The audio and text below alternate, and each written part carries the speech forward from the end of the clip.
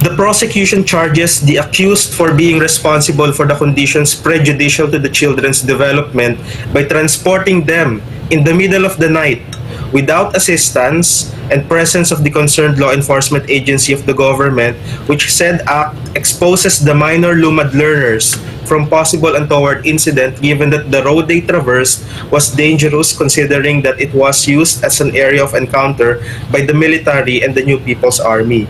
And yung mas graphic ho dito na description ng ginawa sa kanila, records reveal that the accused indeed took the children out in the dark and on unsecured road. They let the children walk on foot for 3 hours, more or less. Imagine, they made the children walk on foot for 3 hours. The road from Sitio Dulian to Sitio Butay, which the accused and the children traversed at night, was secluded, dark, remote, and dangerous.